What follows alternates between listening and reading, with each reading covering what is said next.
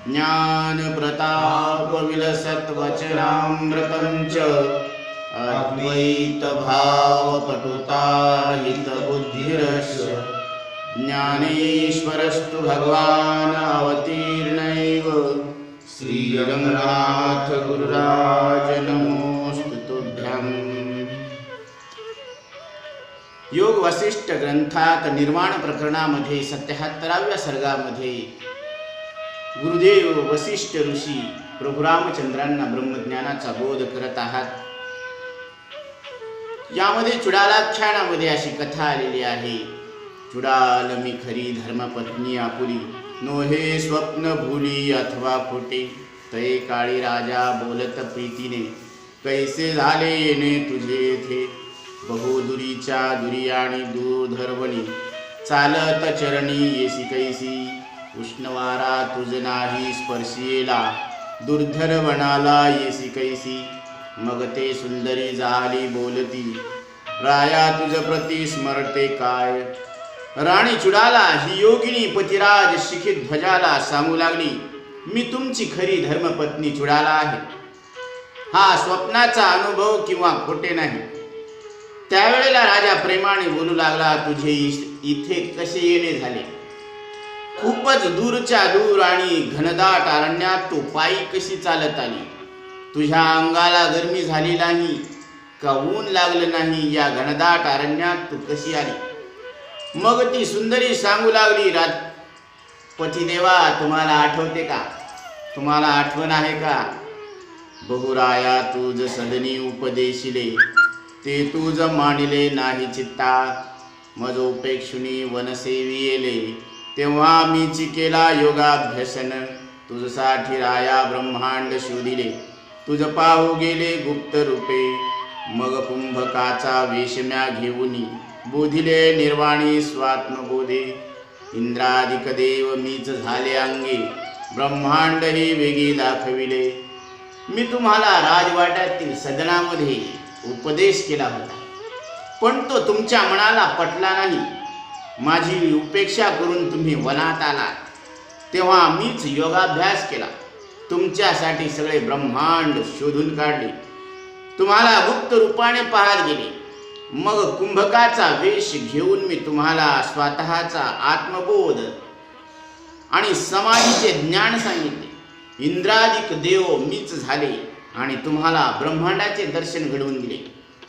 मदनिका होऊनी कसोटी पाहिली, पुरुष व्यक्ती धरिली म्याची राया, तुझे अतिदृढ पाहता समाधान, आपुले स्वरूप जाण प्रगटविले, ऐसे चुडालाचे उत्तर ऐकिले, नमुनी घेतले अंकावरी, वेदराय म्हणे धन्य गुरु शिष्य, झाले एक रूप ब्रह्मानंदी, चुडालिके लागी राजा शिखित ध्वज, स्तवित सहज मधुरोत्तरी।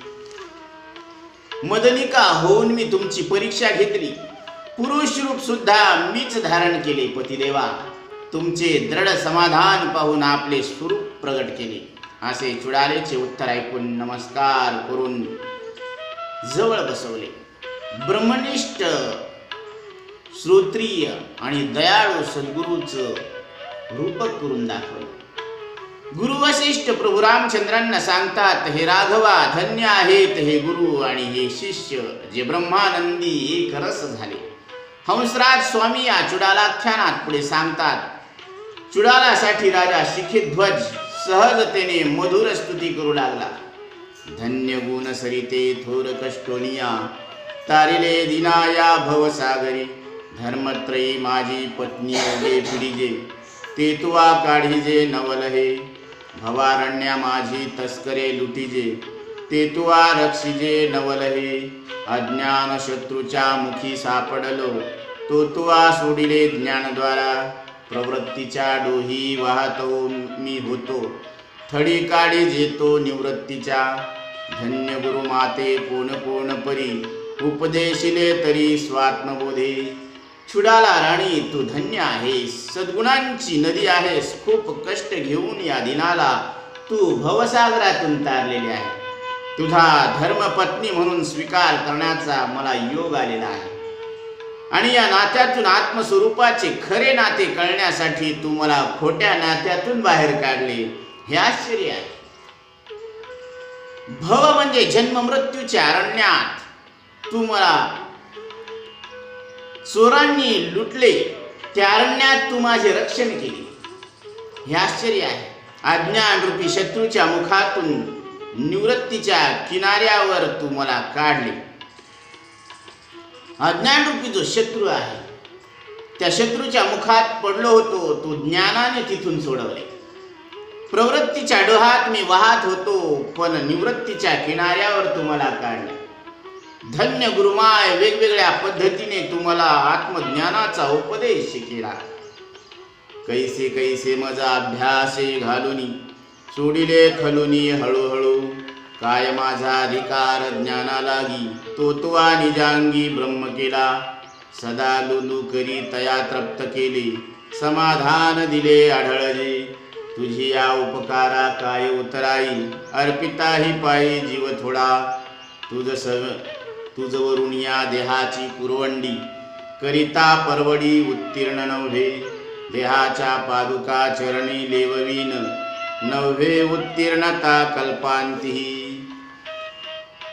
कसा कसा मला अभ्यासाला लावून मंथन करून हळूहळू सोडवले. माझा ज्ञानाचा अधिकार काय, पण तू स्वतः ब्रह्म केलं. नेहमी तहानलेला असणाऱ्याला तृप्त केले, आढळ पदाचे सुख दिले.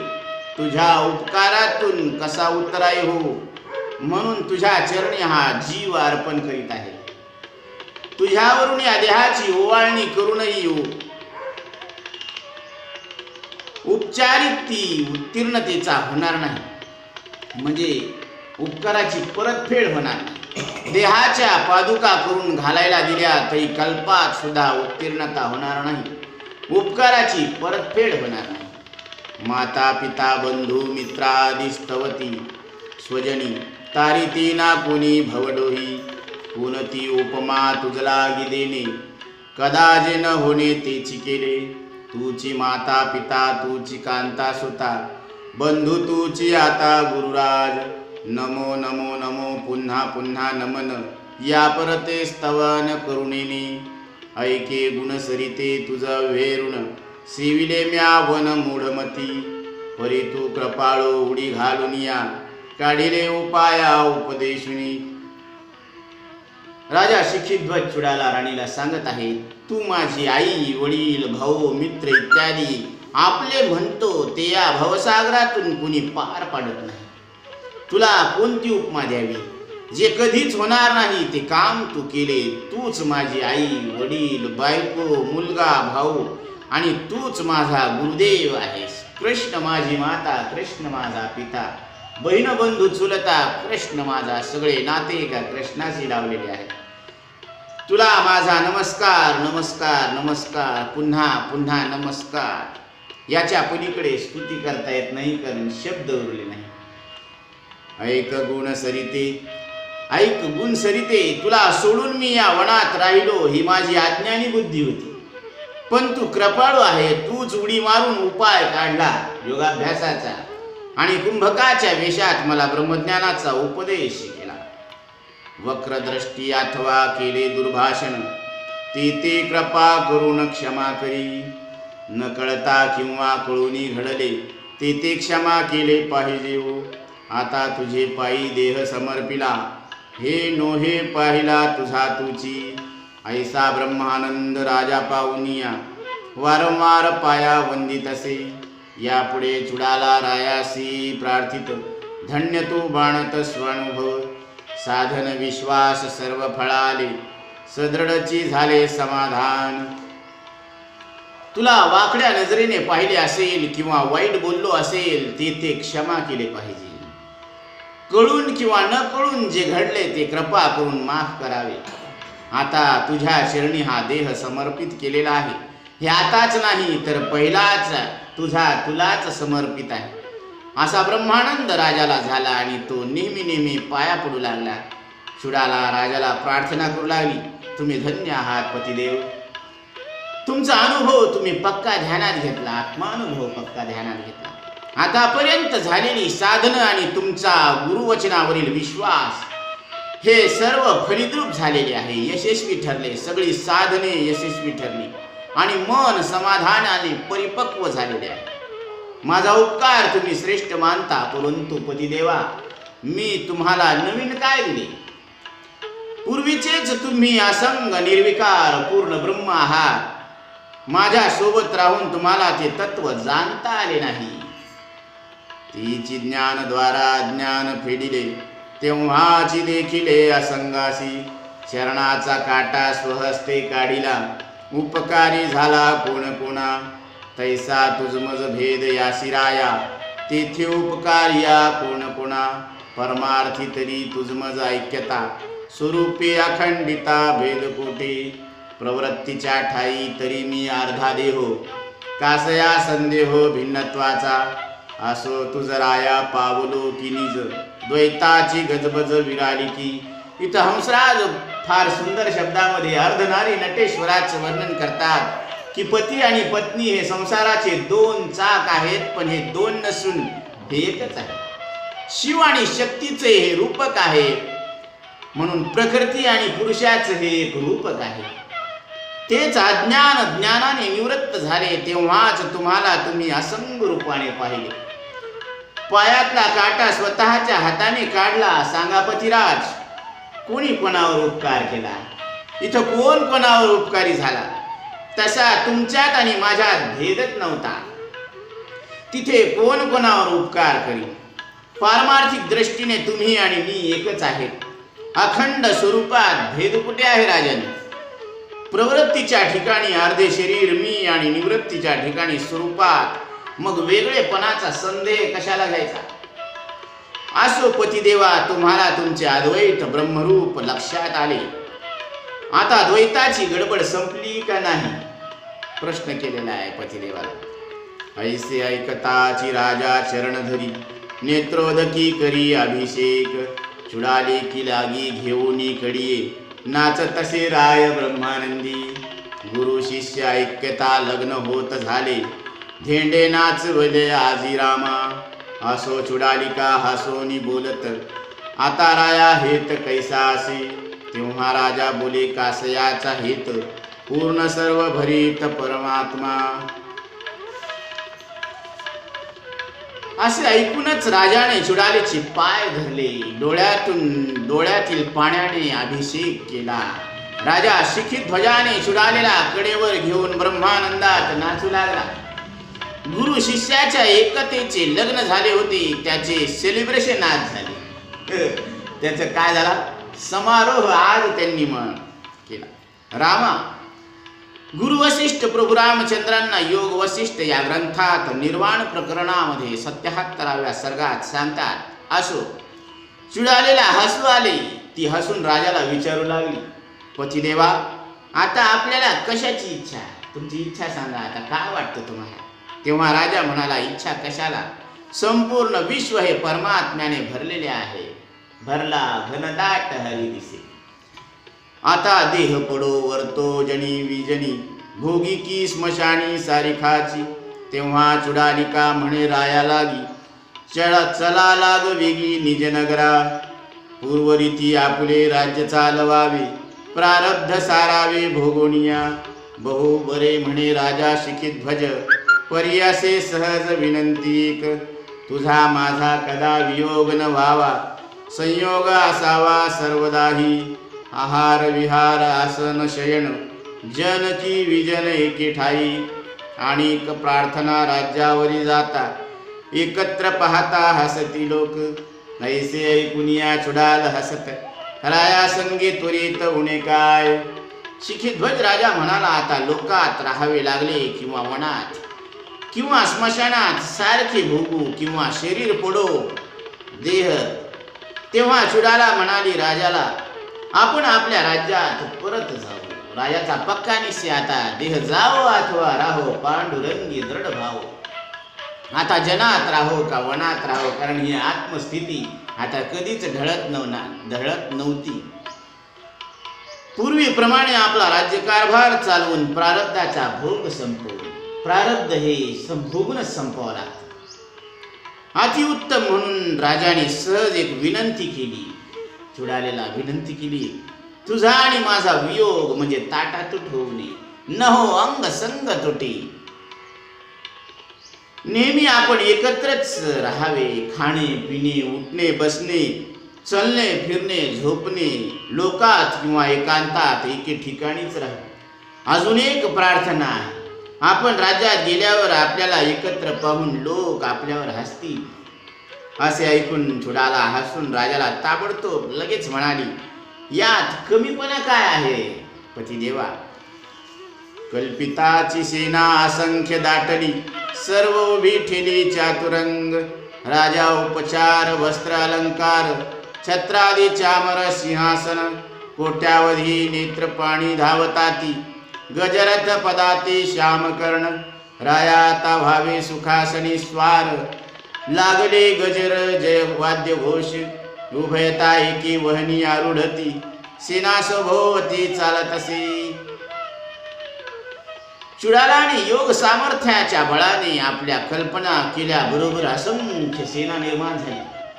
4 रांगेत ती उभी टाकली. राज्यातील औपचारिक वस्त्र अलंकार छत्र चामर सिंहासन आले, आपोआप आले होते. कोट्यावधी घोडेस्वार पळत यायला लागले. सावळ्या कानाचे हत्ती चलत येत आहेत.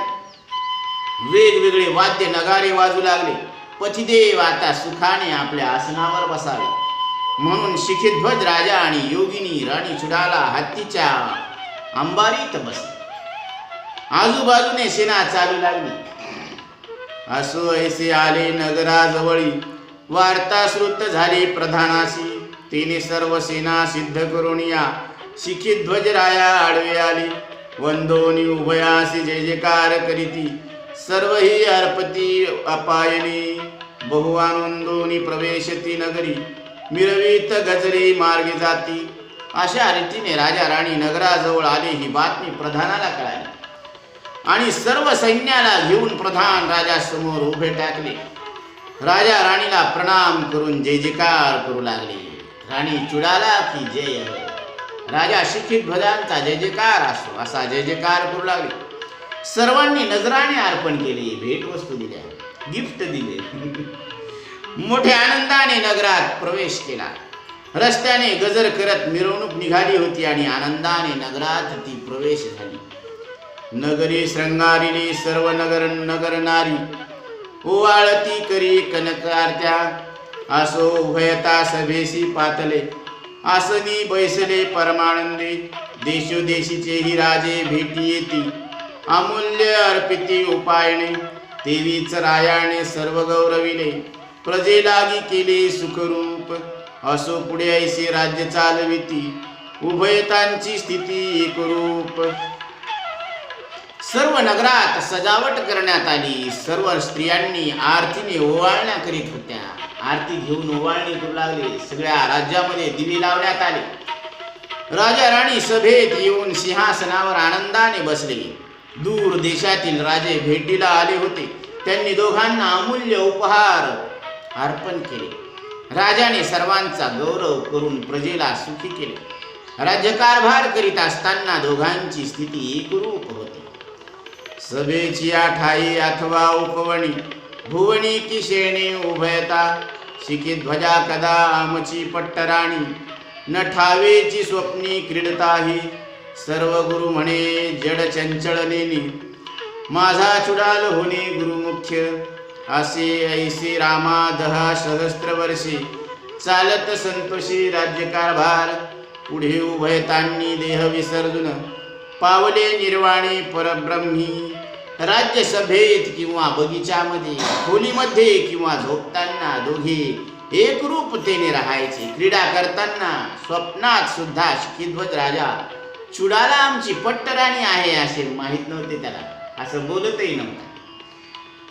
जडवस्तूमध्ये सजीवामध्ये सर्व रूपाने सर्व ठिकाणी सर्व कालात सर्वात माझे गुरुदेव आहे आणि ते चुडाला आहे. मुख्य रूपाने प्रगट झालेले आहे अशी गुरुनिष्ठा होती. हे राघवा, अशा पद्धतीने 10,000 वर्षे आनंदाने शिखिध्वज राजा आणि राणी चुडाला यांचा राज्यकारभार चालला. किती? 10,000 वर्ष. दोघांनी देहाचा त्याग करून ब्रह्मस्वरूपात विलीन झाले. इथे हा चुडालाख्यानाचा कथा भाग संपलेला आहे. परंतु हंसराज स्वामींनी शुद्ध वेदांत सांगितलेला आहे या चुडालाख्यानामध्ये. ओवी क्रमांक 75 ते 2201 या ओवीमध्ये शुद्ध वेदांत सांगितलेला आहे. तो भाग आपण नंतर. पुंडलिका वरदे हरी विठ्ठल श्री ज्ञानदेव.